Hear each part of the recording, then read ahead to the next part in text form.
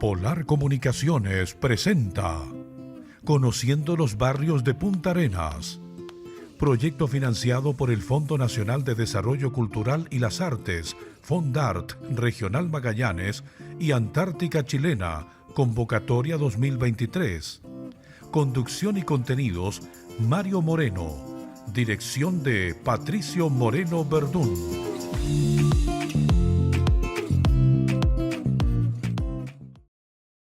Cuna de rubios eslavos, arribos de antiguas datas, surgió en sus manos pujantes el bello barrio croata. Un barrio con muchos nombres y con variadas razas pioneras, pero en mayor número venido de los Balcanes occidentales, a orillas del mar Adriático. Lo llamaron barrio austriaco, progreso, yugoslavo y finalmente croata. Los invitamos a conocer su rica historia, escrita por los colonizadores que lo habitaron y los que actualmente lo habitan.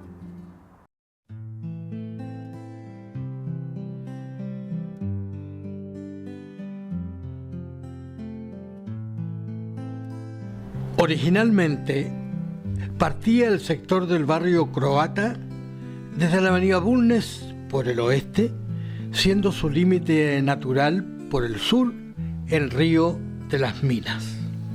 Por el este finalizaba en calle Caupolicán y por el norte algunos le asignan su límite en calle Angamos, mientras otros lo alargan hasta la calle Carrera.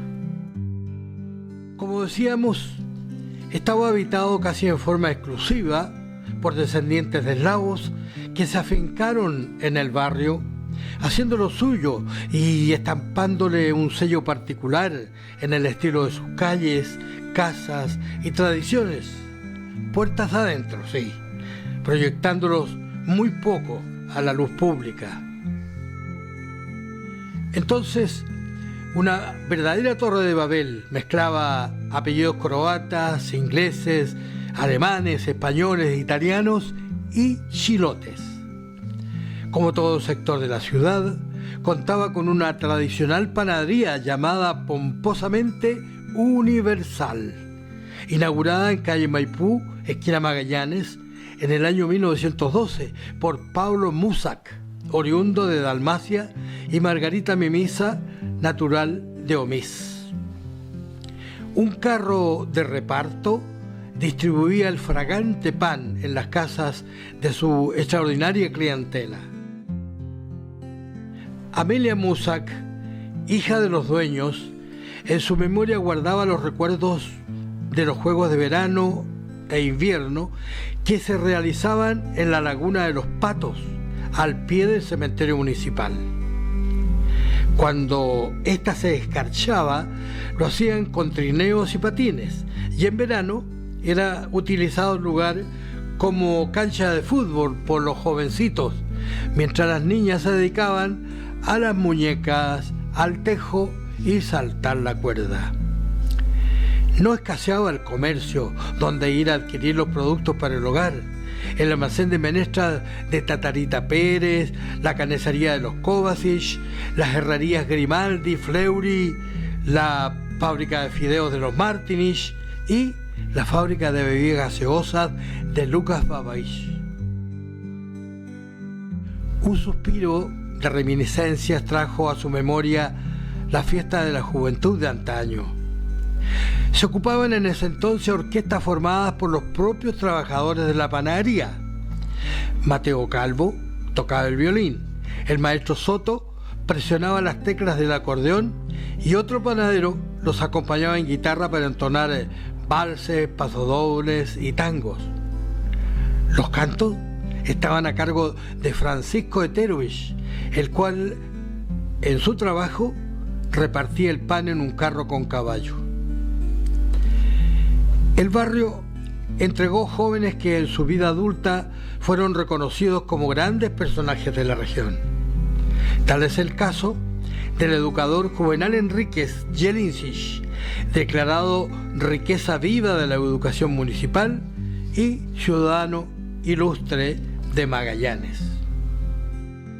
Aquí en el barrio, la verdad que jugábamos entre los hermanos, pero además de eso compartíamos con una amiga de toda la vida, de la infancia, como es Antonia Costa Bustamante, que vivía frente en la esquina contraria de acá, y también con los amigos Bahamón de Villarroel, Hugo y Carlos.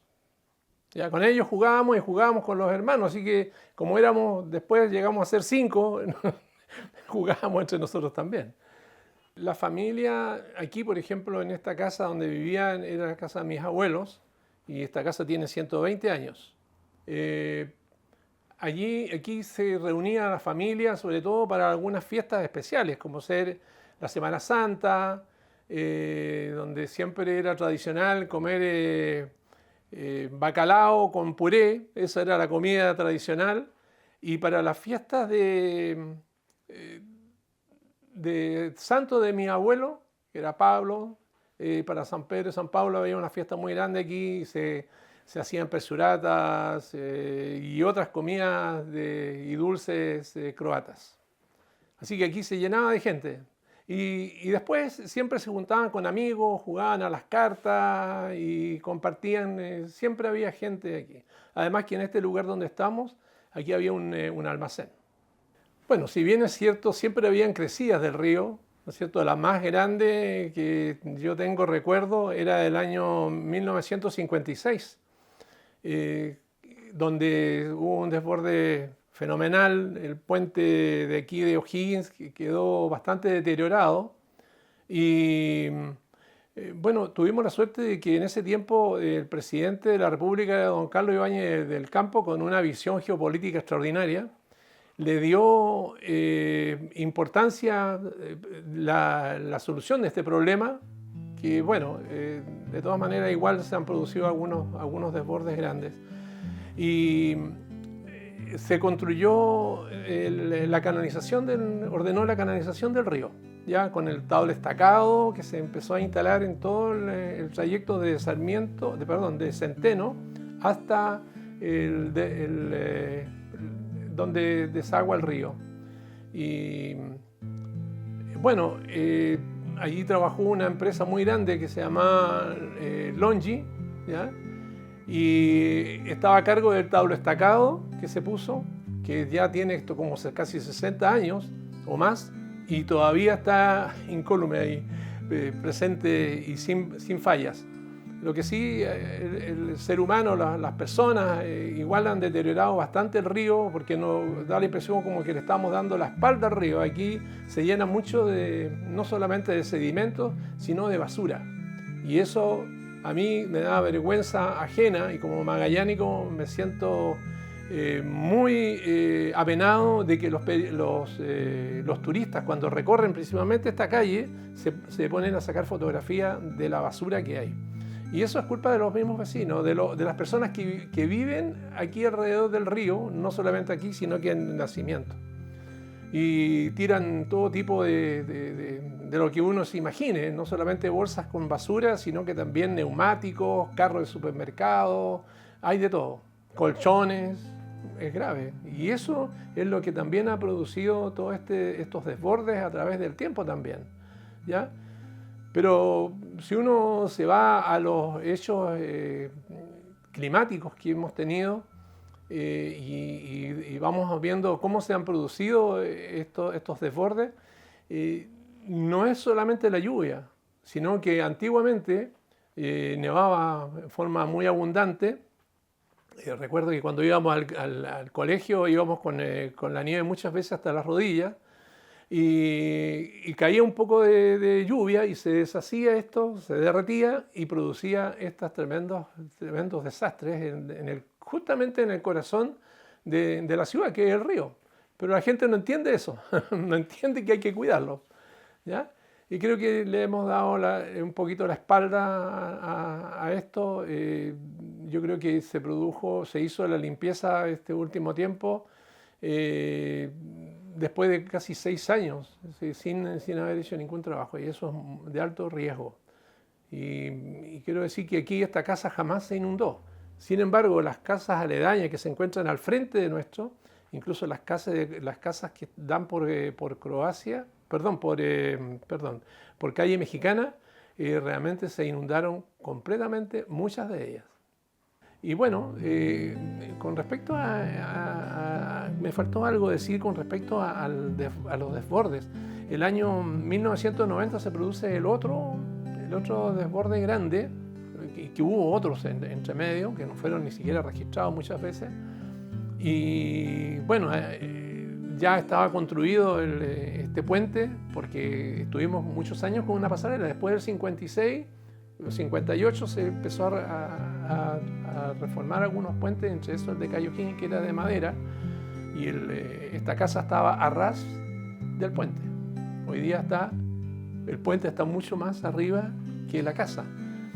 Bueno, eso, y recuerdo el del año 1990, porque me llama el secretario de la corporación y me dice que vaya a la escuela Hernando Magallanes, donde era el director, para que asumiera el trabajo de organizar todo el sistema de albergues que tenía que hacerse, porque había mucha gente que había quedado con sus casas totalmente destruidas, se la había llevado el río.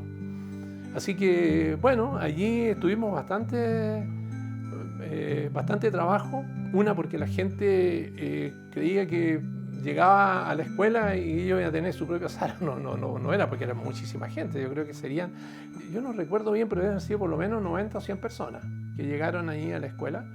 Entonces determiné, junto con mi equipo, de que los varones tenían que estar en una dependencia y las damas en otras, junto con los niños.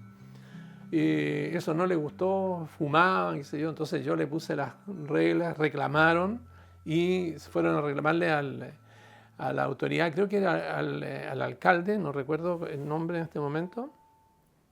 Y bueno, llegó, se hizo una reunión y dijo: mire, aquí el que manda en la escuela es el director de la escuela, así que él va a dictar las reglas y esas reglas se cumplen, y el que no, se tiene que ir nomás. Bueno, afortunadamente la gente entendió bien.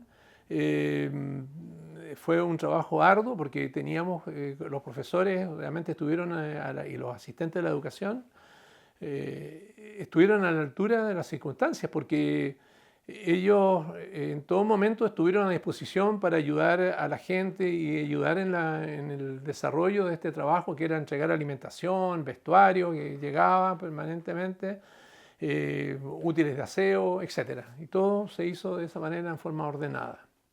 De partida voy a iniciar el asunto, la conversación de este tema desde mi casa, porque mis padres tenían una lechería que se llamaba Lechería Los Guayes y que estaba ubicada en el cajón del río de las Minas, muy cercano a la Boca Toma, ¿ya?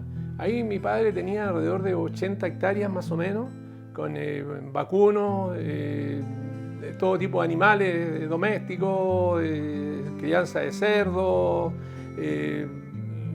aves, etc. Y nosotros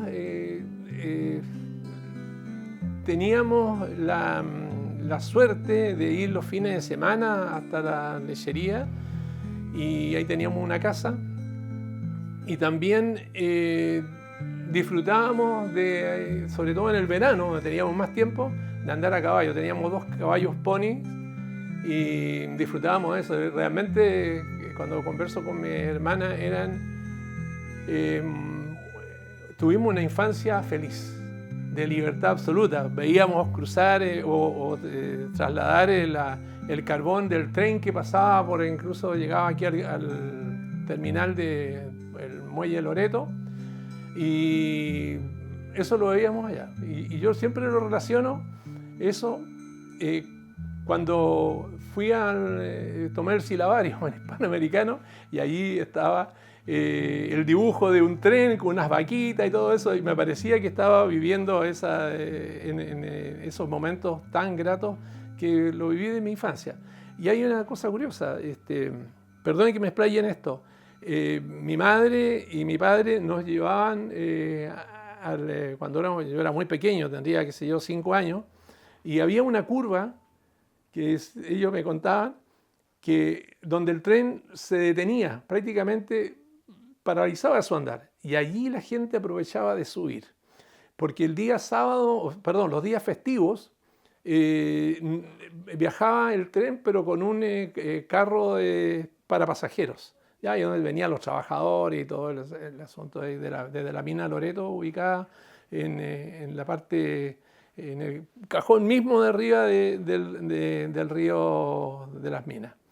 Bueno, y los personajes aquí pasaban muchísimo vendedores al negocio a entregar hilo, el crochet, las agujas para tejer, los palillos para tejer, los dulces, todo se hacía, venía el vendedor acá, los cigarrillos, todo lo entregaban acá. Y después veíamos pasar al vendedor de las centollas, pero con las centollas verdaderas, las grandes, ¿no es cierto? No estas que se venden hoy día, que son muy pequeñas, producto de la depredación que ha habido, no solamente de aquí, de los barcos que traen las centollas de distintos lados, sino los barcos de otros países que vienen, han arrastrado con todas las especies que teníamos antes. Bueno, eso era una tremenda centolla que nos entraba prácticamente en la olla. Y el vendedor de verduras que pasaba diariamente, había un señor con un carrito que venía vendiendo el pescado, y bueno, estaba el repartidor de la cerveza con un carro tirado por un caballo en tiempo de verano, y con 2 o incluso me parece que hasta 3 caballos, que eran los caballos percherones, que me daba miedo, porque a pesar de que yo andaba mucho a caballo, o andábamos nosotros los hermanos, nos daba miedo porque eran tremendos animales, pues eran gigantescos. Y bueno, y después estaba el caballero que distribuía el pan, que era sin temor a equivocarme, creo que era de la panadería Musac, y con un caballo que sabía perfectamente dónde debía detenerse. El caballero bajaba con su canasta con el pan para entregarlo a sus clientes, y el caballo con su carro seguía solo y se detenía en el lugar preciso donde estaba el otro cliente. Era una cosa muy simpática, muy, muy linda. Punta Arenas en entonces era fantástico, porque había mucha amistad y seguridad.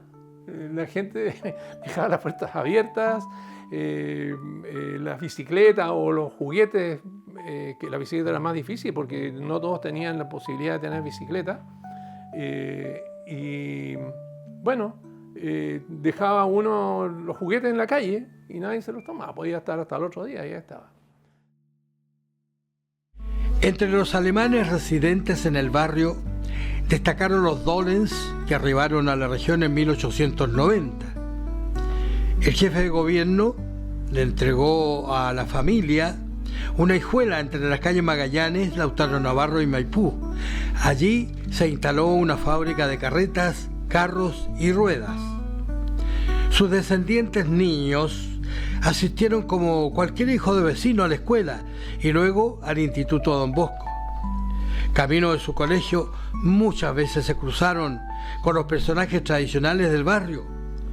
Pedro Petrovich, conocido como Martillo, Rulito, Natalio y la querida Cañamito. Entre los juegos más atrevidos, que incluso eran repetidos por jovencitos de otros sectores de la ciudad, se destacaba el cruce del cementerio de noche. En ese tiempo, el camposanto solo contaba con un cerco bajo y era muy fácil ingresar allí. En el día, la necrópolis servía de parque infantil para los pequeños del sector. Entre los considerados extranjeros del barrio estaba José Valdebenito, cuya familia era oriunda de Chiloé. Fue sastre de los buenos y luego garzón de los clubes Suizo y de la Unión. Destaca en sus memorias que en el barrio no existía discriminación entre los niños y en los juegos participaban los Arecheta, los Castro, los Foginos, los Frangópulos y los Martinich. Había mucho campo para ocupar en los entretenimientos. Unos croatas sembraban avena en un sitio de Cayo Maipú. Cuando cosechaban, quedaba el campo desocupado para jugar. Al final, allí se construyeron muchas viviendas. También vivió allí la primera mujer regidora de Magallanes y luego alcaldesa, Felicia del Carmen Barriavera. Llegó al sector en el año 1935 junto a su esposo Humberto Seguel Cuevas. Como maestra egresada de la Escuela Normal de Ancud, enseñó en la escuelita primaria de segunda clase número 6, ubicada en calle Progreso. En el año 1947 fue elegida la primera mujer regidora de Magallanes y luego se destacó como alcaldesa con grandes aciertos durante su administración. Así creció el barrio y su gente, que ha vivido en un sector de paz y tranquilidad y por cuyas calles resuenan aún las pisadas del caballo del lechero Domingo Yankovic, los gritos de Sabina, vendedora de guatitas y patas, la cual andaba normalmente un tanto mareada y al caminar con bamboleos la gente le decía «¡Sujétate, cabina!». También se recuerda al conocido Manteca, fabricante de perchas de cuernos de vacuno, y Tomich, el centollero, cuyos recuerdos atesoran los antiguos habitantes del barrio croata.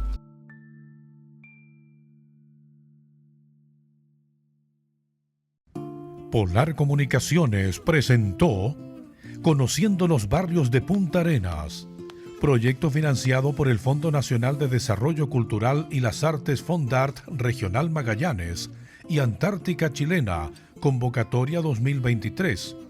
Conducción y contenidos, Mario Moreno. Dirección, Patricio Moreno Verdún.